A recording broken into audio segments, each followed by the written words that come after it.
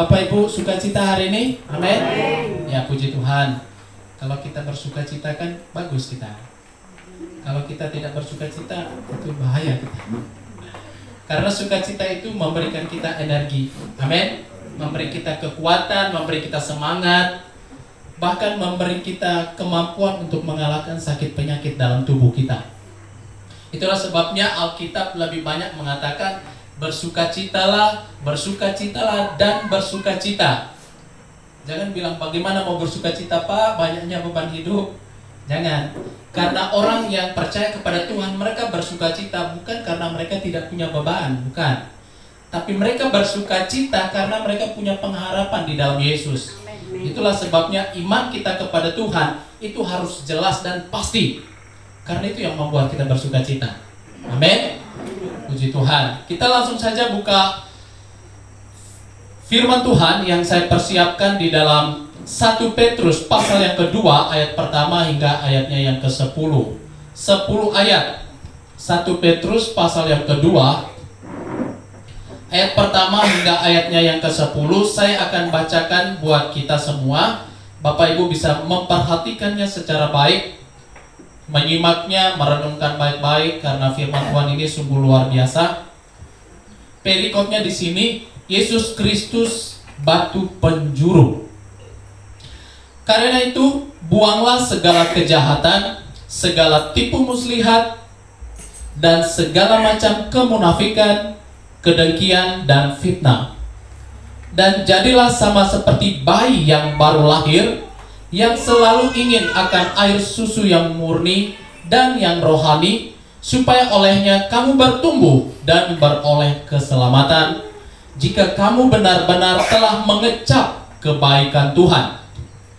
Dan datanglah kepadanya batu yang hidup itu, yang memang dibuang oleh manusia, tetapi yang dipilih dan dihormati di hadirat Allah.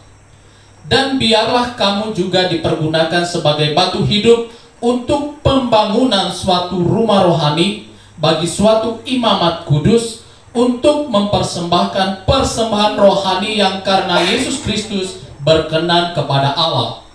Sebab ada tertulis dalam kitab suci, sesungguhnya aku meletakkan di Sion sebuah batu yang terpilih, sebuah batu penjuru yang mahal, dan siapa yang percaya kepadanya tidak akan dipermalukan.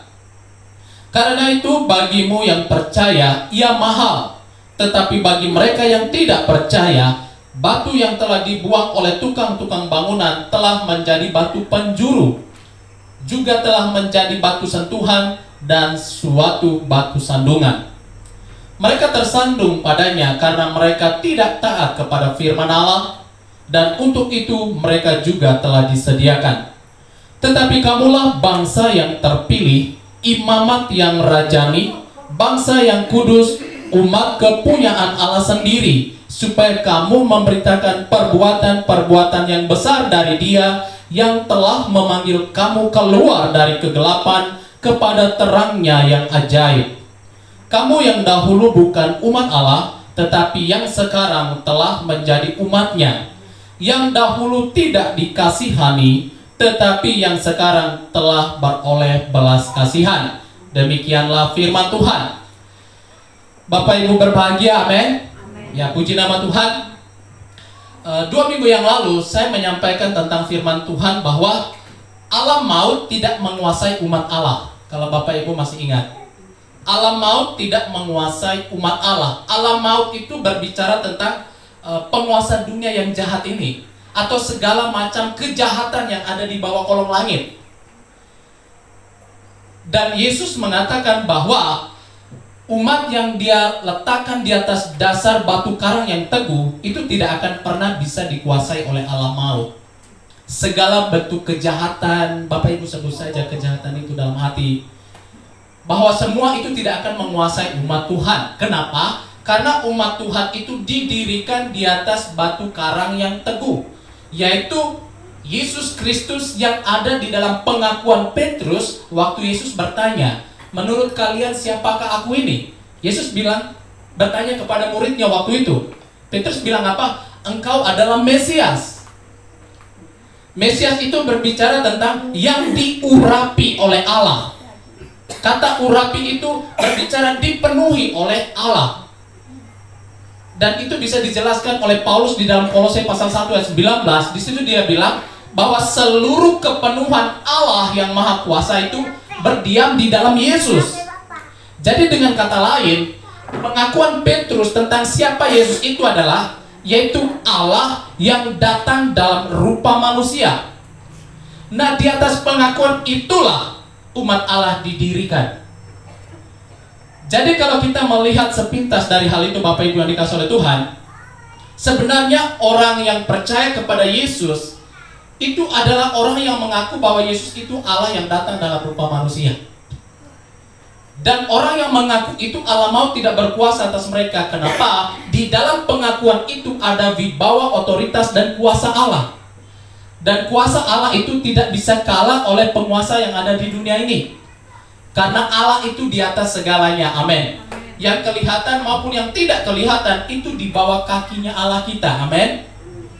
Jadi umat Allah tidak dikuasai oleh alam maut. Nah, ini mereview 2 minggu yang lalu. Jadi hari ini saya membagikan firman Tuhan, yaitu kita adalah umat yang dipilih untuk memberitakan perbuatan Allah yang besar. Jadi 2 minggu lalu saya mengatakan umat Allah tidak bisa dikuasai oleh alam maut karena mereka berada di atas dasar yang teguh, yaitu Yesus Kristus. Jadi orang Kristen itu bukan sekedar orang percaya kepada Tuhan, bukan. Makanya Paulus berkata dalam Roma pasal 10 ayat 9, jika kamu mengaku, jadi di dalam pengakuan kita bahwa Yesus itu adalah Allah yang datang dalam rupa manusia, di situ ada kuasa Allah. Amin. Makanya kita harus mengakui Dia dan percaya kepadanya. Mengakui dan percaya kepadanya itu yang menuntun kita kepada segala kebenaran, bahkan perbuatan Allah yang ajaib. Supaya kita jangan seperti penonton, kita hanya teriak tapi kita tidak mendapat upah. Kita harus mendapat upahnya. Amin. Bukan cuma orang yang teriak ikut bersorak karena kemenangan orang lain, tapi kita harus jadi pemenangnya juga. Amin. Nah, inilah yang saya maksud, kita harus mengakui dan percaya kepada Yesus. Maka kita adalah umat yang ada di atas batu karang yang teguh.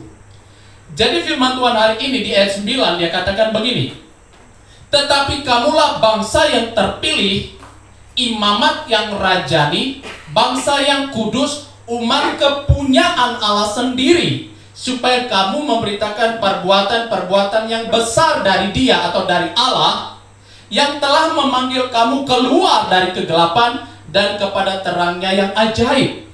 Di ayat 10 dia katakan, kamu yang dahulu bukan umat Allah, tetapi yang sekarang telah menjadi umatnya. Yang dahulu tidak dikasihani, tetapi yang sekarang telah beroleh belas kasihan. Nah, Bapak Ibu, ini menarik, ini luar biasa. Kita menyimaknya baik-baik. Waktu Allah melihat manusia di bawah kolong langit itu jahat, cenderung hatinya berbuat jahat, pikirannya merancangkan yang jahat, kelakuannya selalu jahat, bahkan ide-idenya selalu jahat, Allah membasmikan manusia, yaitu zaman Nuh. Tetapi Allah tetap mau supaya manusia itu tetap hidup. Makanya Dia memilih suatu bangsa Israel. Dan bangsa itulah yang menjadi bangsa pilihan Allah, supaya melalui bangsa itu semua manusia di bawah kolong langit mengenal Allah, mencari Allah, karena hanya Allah yang mampu memberikan apa yang manusia perlukan. Karena semua yang ada itu buatan Allah. Amin. Ciptaan Tuhan, termasuk angan-angan kita yang sangat luar biasa itu, semua bisa kita peroleh hanya kalau Allah memberi itu kepada kita. Amin. Nah, itulah sebabnya Allah membangkitkan satu bangsa, yaitu bangsa Israel. Israel itu bangsa pilihan Allah. Amin. Namun Bapak Ibu yang dikasihi oleh Tuhan, umat yang dipilih oleh Allah, yang sangat dikasihi oleh Tuhan, umat yang bisa dikatakan sangat dimanja oleh Allah. Karena kalau kita baca perjanjian lama itu, di mana bangsa Israel, mereka teriak sedikit saja kepada Tuhan, Tuhan langsung jawab. Tuhan, kami kekurangan makan, Tuhan kasih roti. Apalagi pokoknya banyak hal yang mereka minta, Tuhan langsung kasih. Tapi Bapak Ibu tahu, umat yang dikasih itu pun gagal untuk terus dekat kepada Tuhan. Karena orang Israel menyembah berhala, menyembah patung-patung, dewa-dewa, dan lain sebagainya. Kelihatannya ini rancangan Allah ini sudah gagal di situ. Tapi sebenarnya tidak, Bapak Ibu yang dikasih oleh Tuhan. Itulah nas yang kita baca pada hari ini. Dia katakan, kamu yang dahulu bukan umat Allah, yaitu umat perjanjian baru saat ini, yaitu orang yang mendengar berita tentang keselamatan dari Allah di dalam Yesus. Orang itulah umat pilihan Allah di perjanjian baru. Coba kita lihat ayat 10. Kamu yang dahulu bukan umat Allah, tetapi yang sekarang telah menjadi umatnya. Maksudnya apa, Bapak Ibu? Karena umat pilihan Allah hanya orang Israel waktu itu. Hanya orang Israel, atau Israel adalah bangsa pilihan Tuhan waktu itu. Tetapi bangsa itu tetap aja gagal untuk mengikuti Tuhan. Tapi Allah tidak mau berhenti. Itulah sebabnya dia pilih umat perjanjian baru, dikatakan di sini tadi, yaitu bangsa yang kudus, umat kepunyaan Allah sendiri, supaya memberitakan perbuatan yang besar dari Allah. Siapakah mereka itu? Yaitu orang yang mengakui bahwa manusia Yesus yang datang itu adalah Allah yang datang dalam rupa manusia, sesuai dengan Alkitab. Katakan bahwa dia itu adalah Mesias. Mesias itu dalam bahasa Yunani Kristos, artinya yang diurapi, atau di dalam Yesus kepenuhan Allah ada. Ada Allah di dalam Yesus, bahkan seluruh kepenuhan Allah itu ada di dalam dia. Itulah Kristos. Jadi pengakuan kita bahwa Yesus itu manusia yang Allah yang datang dalam rupa manusia, itu di dalamnya ada kuasa Tuhan yang dahsyat.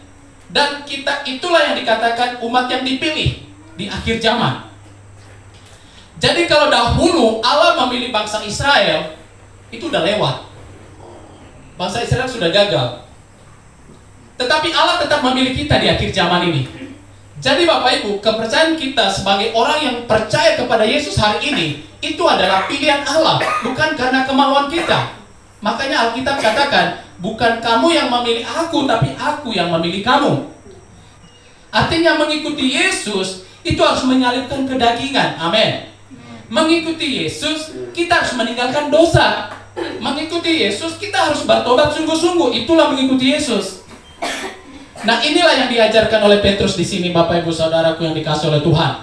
Dia bilang, kamu adalah umat yang dipilih untuk memberitakan perbuatan yang besar dari Tuhan. Namun sebelum kita menjadi pribadi yang memberitakan perbuatan Allah yang besar, Petrus mengajarkan begini di sini.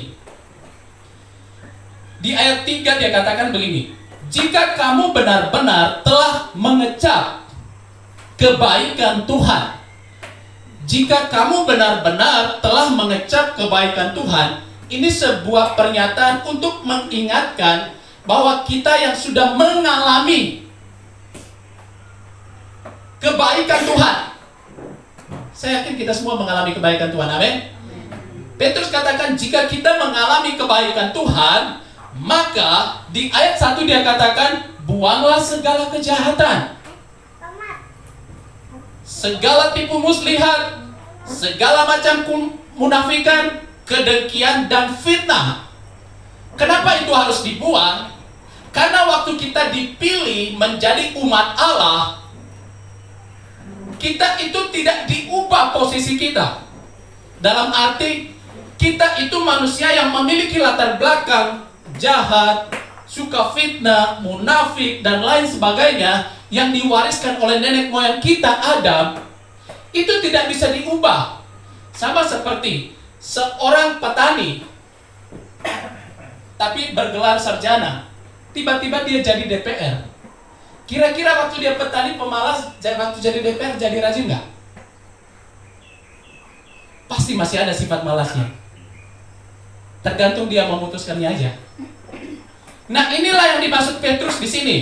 Ketika engkau sudah jadi milik Allah, engkau tidak langsung berubah jadi pemalas, langsung jadi rajin. Nah, engkau memang akan jadi rajin nanti. Tetapi kamu harus buang dulu yang lama itu. Amin.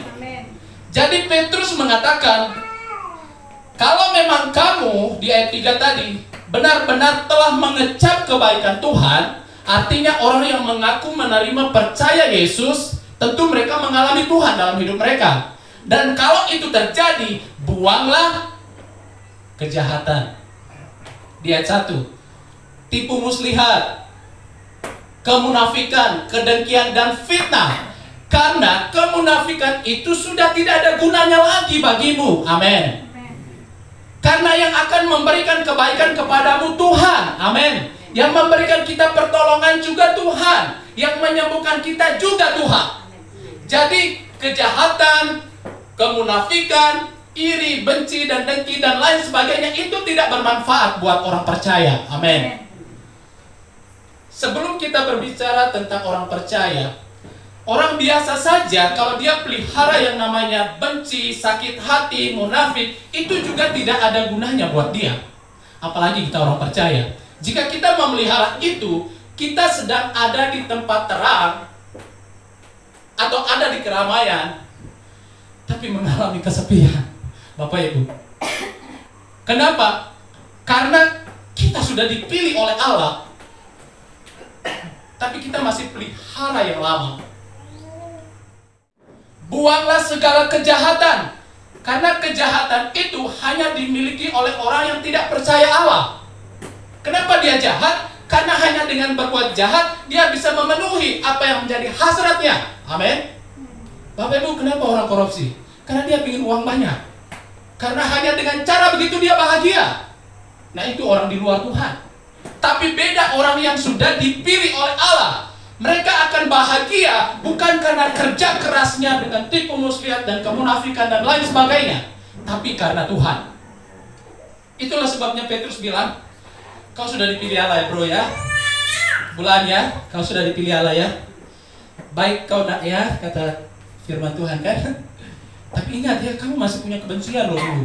Munafik, sakit hati.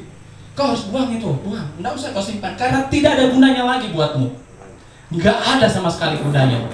Yang berguna buat kita adalah Tuhan. Karena Tuhan akan terus membuat kita tenang, damai, lega, memperoleh kemenangan, dan lain sebagainya. Itulah sebabnya Bapak Ibu yang dikasih oleh Tuhan, di dalam ayat 10 dia katakan, kamu dahulu bukan milik Allah. Yang dimaksud bukan orang dipilih, karena Israel yang dipilih Tuhan. Tapi sekarang kamu dipilih jadi umat. Dulu kamu tidak dikasihani. Bapak Ibu coba perhatikan.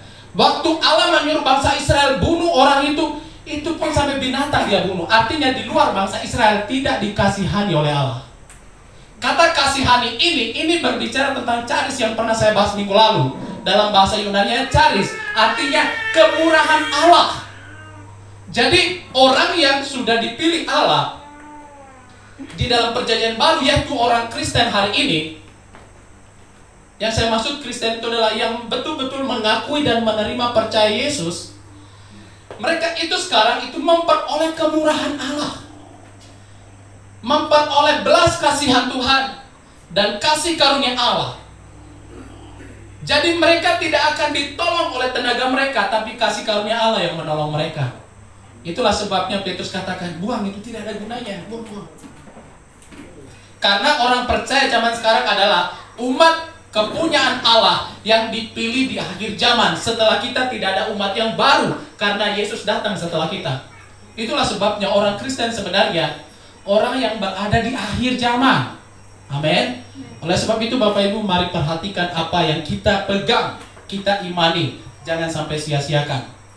Selanjutnya dari ayat yang pertama tadi, buanglah semua itu tadi, terus jadilah sama seperti bayi yang baru lahir, yang selalu ingin akan air susu yang murni dan yang rohani, supaya olehnya kamu bertumbuh dan beroleh selamat. Jadi Bapak Ibu lihat seorang bayi. Jangan bayi sih, artis saja yang sudah gede masih mau susu, betul ya? Dan kalau dia minum susu baru dia aman. Kalau bayi itu kan begitu ya. Zena juga kalau cuma tidak kasih susu pas dia lapar, teriak dia, bingung orang tuanya.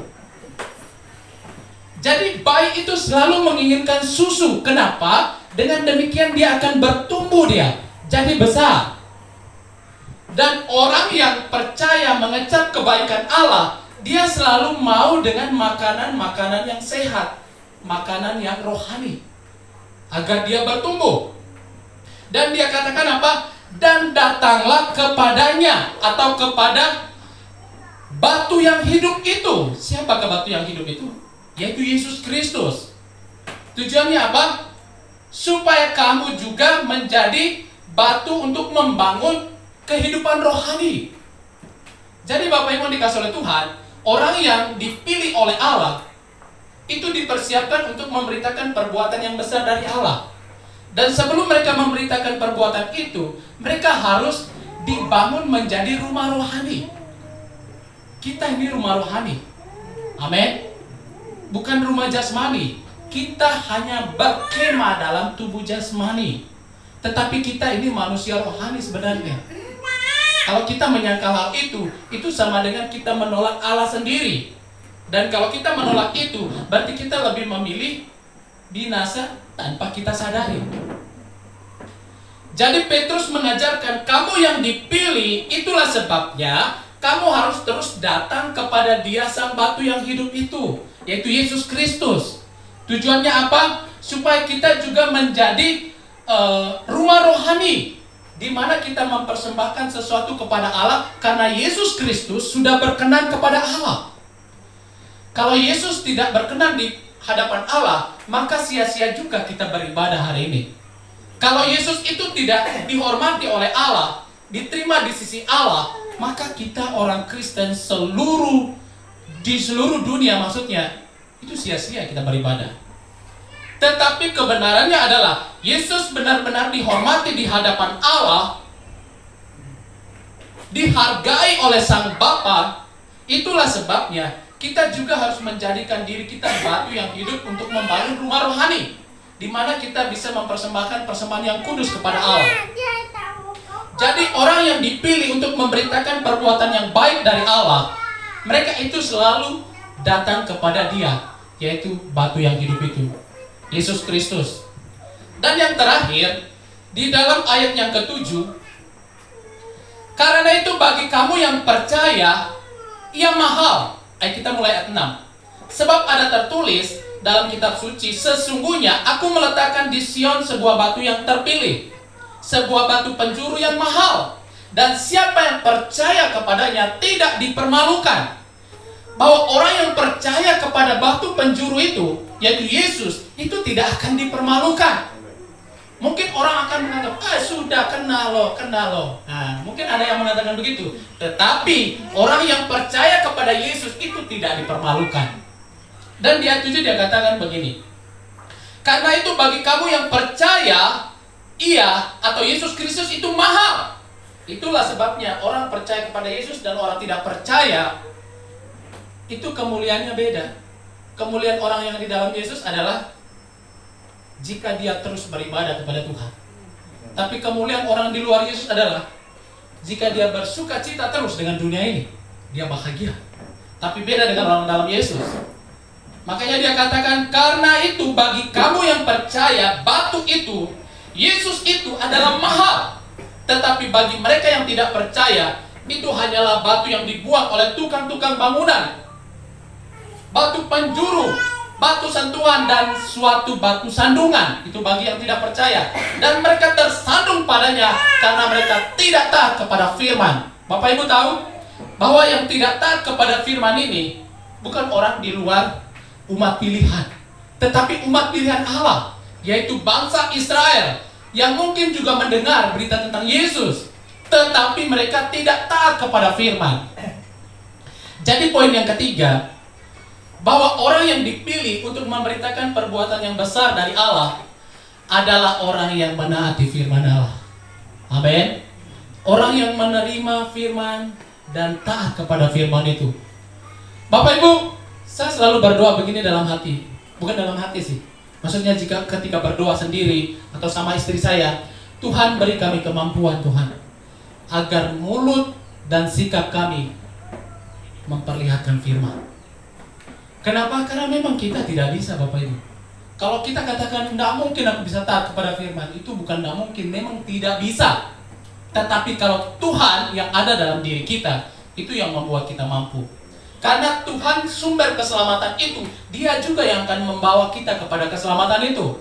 Karena kita manusia seharusnya sudah binasa karena dosa. Tetapi kasih Allah yang begitu besar, Dia tidak mau manusia itu binasa begitu saja. Dipilih untuk memberitakan perbuatan Allah yang besar.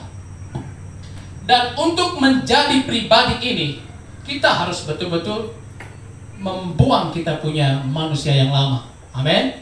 Kita harus buang itu jauh-jauh, karena memang tidak ada gunanya juga disimpan. Sama seperti makanan yang sudah busuk.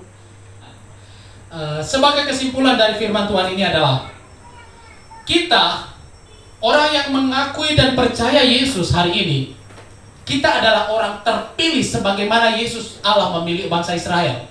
Kalau Bapak Ibu perhatikan waktu Allah memilih bangsa Israel, tidak ada pernah Dia tinggalkan bangsa Israel. Di padang gurun pun Allah menyertai mereka. Padang gurun itu di mana jangankan makanan, air minum pun tidak ada. Tetapi di situ pun Allah menyertai mereka. Kenapa? Karena mereka bangsa pilihan. Bahkan tidak sedetik pun Allah meninggalkan mereka ketika mereka tetap ada bersama Tuhan. Sehingga ketika bangsa itu sudah gagal total, Allah datang dalam rupa manusia, yaitu manusia Yesus. Karena kalau seandainya Allah lambat-lambat lagi datang, mungkin semua manusia sudah binasa. Tetapi Allah tidak terlambat. Ada gak pujian itu tadi ya? Tak pernah terlambat Allah kita. Amin. Dia tidak terlambat untuk datang menyelamatkan kita. Ketika bangsa Israel betul-betul gagal, Dia datang dalam rupa manusia, yaitu manusia Yesus, untuk membangkitkan satu umat pilihan yang baru, yaitu orang percaya Yesus hari ini. Kita yang percaya, yang menerima keberadaan Yesus sebagai Allah yang datang dalam rupa manusia, kita itulah umat yang tidak dikuasai oleh alam maut. Amin. Bapak Ibu Saudaraku yang dikasihi oleh Tuhan, kamu yang dahulu bukan umat, tapi sekarang menjadi umat. Dan kamu yang dahulu tidak dikasihani, tetapi sekarang beroleh. Memiliki, Bapak Ibu, bukan saja dikasihani, tetapi memiliki kasihani itu, belas kasihan Tuhan. Kita sudah memiliki itu dalam diri kita. Waktu kita menerima dan percaya Yesus, kita juga menerima kekudusannya Dia. Amin. Kebenarannya Dia. Sehingga kita menjadi umat kepunyaan Allah yang beroleh belas kasihan. Jadi kita menjadi orang benar bukan karena kita melakukan yang benar, tetapi karena kepercayaan kita yang benar, yang menerima Dia sebagai Tuhan, sebagai kebenaran, dan kita juga dibenarkan. Jadi dengan demikian, Bapak Ibu yang dikasihi oleh Tuhan, umat yang dipilih di sini Dia katakan, yaitu bangsa yang terpilih, imamat yang rajani, bahkan bangsa yang kudus. Kok bisa ya? Bangsa yang jahat dan berdosa Dia katakan, kamu adalah bangsa yang kudus. Kenapa? Karena mereka menerima Yesus yang kudus itu, dan kekudusannya itu mempengaruhi mereka. Itulah sebabnya kita kudus. Makanya di dalam nasihat Petrus di sini kita harus datang kepada Dia. Amin. Karena dengan ada di dalam Dia, yang dilihat di pandangan Allah yang maha dahsyat itu adalah Kristus yang kudus itu. Itulah sebabnya orang yang ada di dalam Yesus menjadi benar di hadapan Allah. Amin. Itulah sebabnya kita harus datang kepada Dia. Ikuti firman-Nya. Dengan demikian, kita yang terpilih di akhir zaman, kita harus jelas memegang hal itu. Sebagaimana Allah menyertai bangsa pilihannya Israel, maka Dia akan menyertai kita lebih dari menyertai bangsa Israel.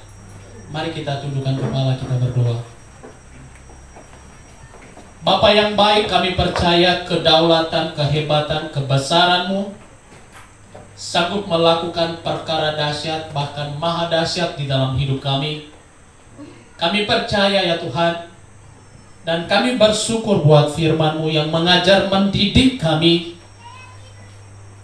bahwa kami adalah umat pilihan Allah di akhir zaman, menjadi milik kepunyaan-Mu yang Engkau pelihara, yang Engkau jaga, yang Engkau tuntun dan Engkau pimpin, sehingga kami boleh memberitakan perbuatan Allah yang besar melalui hidup kami, sikap kami, perkataan kami. Kami memberitakan pekerjaan, perbuatan Allah yang besar. Terima kasih Tuhan, terima kasih. Hamba-Mu terbatas, namun punya Allah yang tidak terbatas. Berbicara dan singkapkan lebih lagi bagi kami Tuhan rahasia firman-Mu. Sebab kami tahu di dalam nama Yesus, ada mujizat. Di dalam nama Tuhan Yesus ada pengampunan, ada kesembuhan, ada keselamatan. Terima kasih ya Tuhan, Kau telah memilih kami jadi umat kepunyaan-Mu, umat ketebusan-Mu, untuk memberitakan perbuatan yang besar. Ya Tuhan, hamba-Mu terbatas, sangat terbatas Tuhan. Namun kami punya Allah yang tidak terbatas. Singkapkan lebih banyak lagi rahasia firman-Mu, lebih dan lebih lagi ya Tuhan, lebih lagi ya Bapa, supaya kami dituntun, dipimpin, dan kami hidup di dalamnya. Teruslah berbicara kepada kami Tuhan, teruslah berbicara Tuhan. Jangan Kau berhenti ya Tuhan, jangan Kau lepaskan kami. Pegang kami dengan tangan kanan-Mu. Terima kasih Tuhan, terima kasih. Berkati umat-Mu, berkati kami semua, supaya kami terus jadi berkat. Di dalam nama Yesus kami mengucap syukur buat firman-Mu. Haleluya, haleluya.